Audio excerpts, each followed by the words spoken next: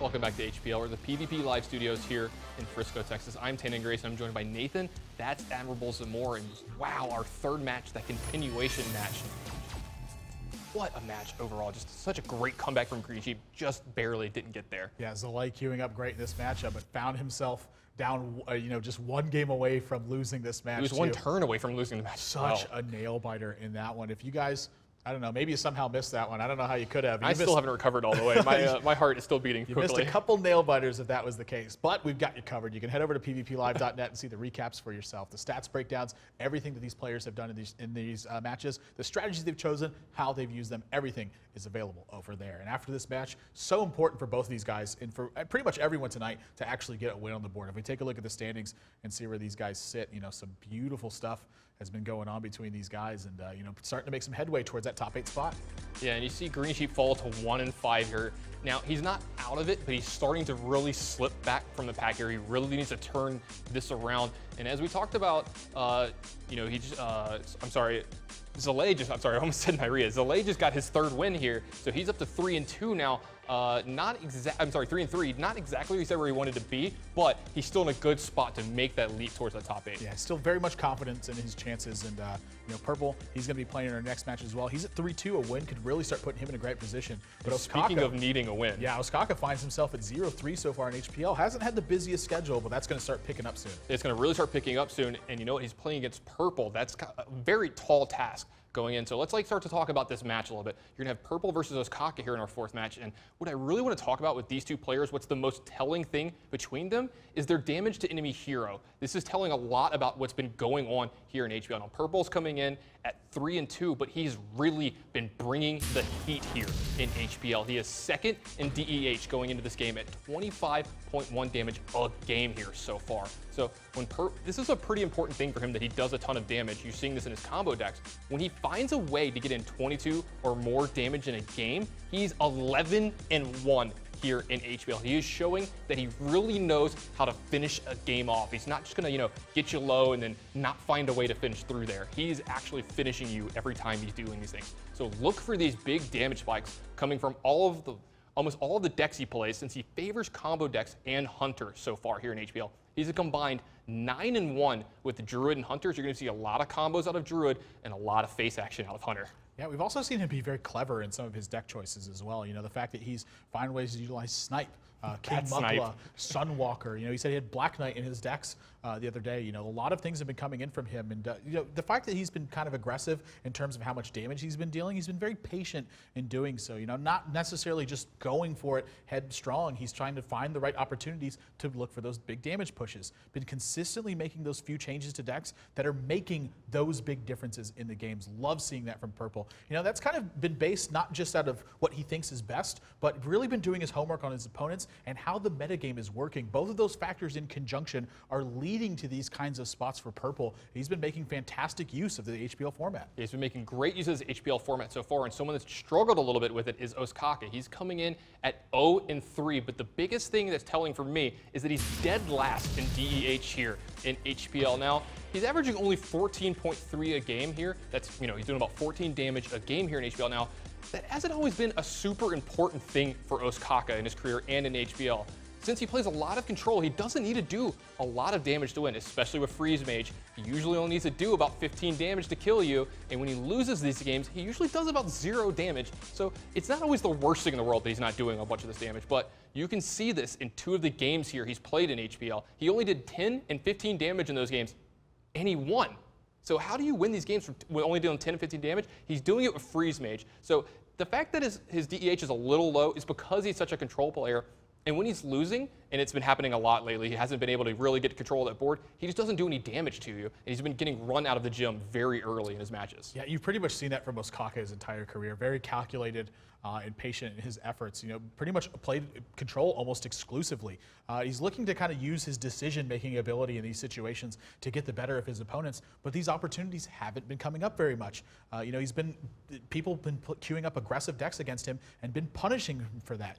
After his record so far in HPL, is he kind of rethinking maybe the way that his efforts need to approach things, because professionals are not going to give you the time to find those winning spots for you. But, I spoke with Ostkaka earlier this week about HPL, and his emotions they stay completely in check. He's not worried about where his game plan is right now. He thinks he's going to be able to put up these wins. Tilt is not going to be a factor for Ostkaka, so I expect him to keep his cool, evaluate his play accurately, and then move forward from there. I really expect to see him keep his cool as well. He has one of the best poker faces I've ever seen. I can never tell whether he's winning or losing, or if he's playing Hearthstone when he's so stoic. But when you look at both of these players, when you look at both of these players in this matchup, it's really a matchup of combo versus control. One player is doing massive damage while the other one is trying to hold on long enough to finish you off. Now, Purple has been executing his combo plans beautifully here so far, while Ostkaka really hasn't been able to get a whole lot going. Now, Purple is capable of doing massive damage in one turn here in HPL. So far, he has 6 different turns here where he's done at least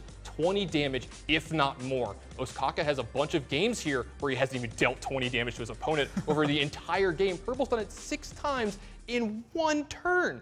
That's something he really needs to watch out for. If Ostkaka wants to win here today, he needs to avoid those turns and really disrupt what Purple is trying to do. He can't let him get these big combos off. He needs to get that iron grip. Yeah, their go-to approaches in this matches are actually kind of interesting. The fact that both of them will try to look for those spots in the later game very often. But Ostkaka decks, I'd say, you know, against Purple, I think they can fend him off pretty well. I think Freeze Mage does fantastic against something like Rogue, which Purple very much has been known for in these situations. I think really what he wants to look out for there is Druid. But, you know, Purple, he can prepare specifically for this matchup. He's not necessarily bringing Rogue into an opponent who is known for playing Freeze Mage almost primarily. You know, this really turns into a matchup of how well Purple can figure out what Ostkaka is going to do and how he's going to use that information. Where Ostkaka, you know, I think he'd rather kind of play consistently with control, and you know, that could potentially be a weak spot for him, considering that Purple's willing to play these combo decks. But an observant player like Ostkaka, I think he's likely to adjust those sorts of things. You know, both of these guys, once again, very patient in their approaches, but very different in the way that they actually try to end the game. You know, are we going to see them kind of bring that out and strike here instead of trying to wait for the perfect position to do it? And that's going to lead me kind of over to where I want to talk about what I think Purple needs to do to win this game. And, you know, the first thing I think that Purple needs to do is play combo strategies. With Ostkaka playing that much control, burst him out of the game. He's going to give you time to find the right cards, and you can punish him for that. Don't try to fight these super long battles that he's used to fighting. But the second thing he has to do also is prepare for control strategies. There is a chance that Ostkaka can put something together to fight against those combo positions. So when he does that, you need to have an ace up your sleeve to make sure you can take care of what he has. Yeah, Purple needs to be very willing to go long in these games. There's a chance that's going to happen. Now, what does Ostkaka need to do to win these games? He needs to be aggressive. Don't give Purple time to set up his combos. You usually play these slower control decks. Purple will think he's going to have a lot of time to sit around against you. Prove him wrong on that thought. Mix in some aggression and really make him pay for having these slow combo decks that you can, you know, get out ahead of. Second point, mix in Freeze Mage at the right time. Be sure you mix it up. Don't be wildly aggressive every single game. If you mix in Freeze Mage wisely, it can steal a game, especially if you catch him when he's playing that Rogue deck that he's so popular for. Yeah, as far as who has got the actual edge in this matchup, though, and who I think is going to win, I have to give it to Purple in this one. He's been adjusting fantastically to his opponent so far, and Ostkaka has shown that he wants to continue to play these control strategies. I think that he's going to continue to do that again here tonight, and that Purple has prepared a way to fight against that. I think in this matchup, he's got a big edge. Yeah, I think he's got a big edge in this matchup as well. I got to go with Purple. He easily 3-0 jab in his last match. Ostkaka's 0-3 here in HPL. So if you talk about momentum, it's all in Purple's corner, and I think he gets the win here tonight. Yeah, so that's sort of the way that we set up this matchup. You know, we both think Purple's going to win in this one. But who do you think's going to win in this matchup? You can head over to Twitter and use that hashtag HPL and let us know who you think's got the advantage and who you're rooting for in this one. You can also head over to the website pvplive.net and see for yourself their full competitive breakdowns, what they've played in the past and what they're likely to play moving forward. Maybe that'll give you some insight into exactly what they're going to do. Also, don't forget about Facebook. You can head over there and like and comment and share some of your thoughts with us there. But you know, now it's anyone's guess at what these guys are actually going to do. Because when you get inside of their heads and you start to break this down, players will make drastic adjustments when the time calls for it. Yeah, absolutely. And if you see something like Purple playing Rogue and Ostkaka gets him with Freeze Mage, but Purple actually gets a win in that game, it could be back-breaking in this matchup. Yeah, we're going to find out because Game 1 is getting underway right now in our fourth and final match of the night, Purple versus Ostkaka. Man, tonight has been great so far all the way through. I'm super excited because I think this match is going to be good as well. So many nail biters, and look at that straight away. Ostkaka wants to be aggressive in this matchup and put Purple on the back foot. Love seeing this from him. Yeah, you got to bet Purple's playing Rogue as well, just so known for it.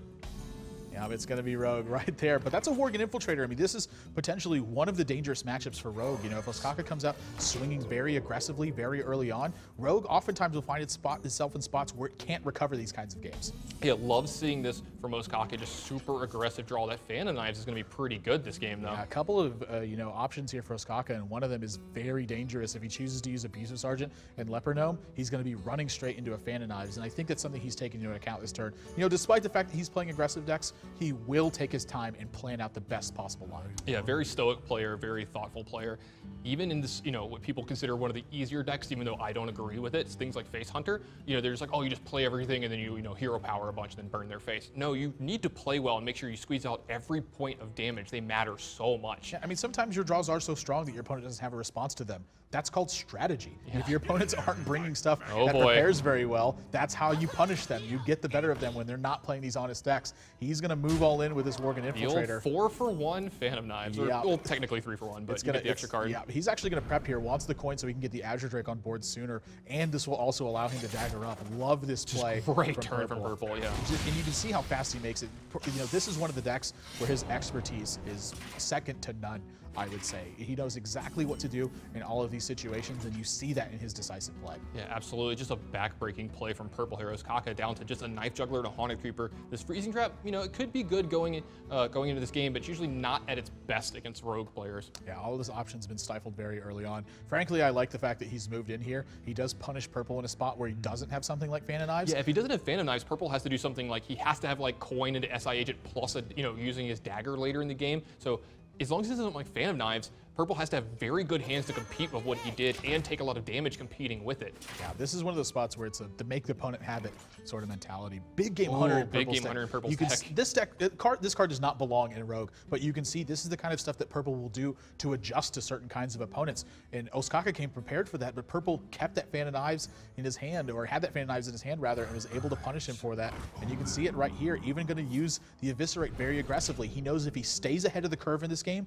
the cards don't matter. He'll have the best of it in the end. Something I've always noticed about Purple when he plays the Rogue deck, he always seems to know exactly who needs to be really aggressive with his removal early instead of just holding on to it for the exact right spot, or when he really needs to hold on to it because it's the last couple points he needs to finish you off. He understands this deck inside and out. It's kind of like Ostkaka with Freeze Mage.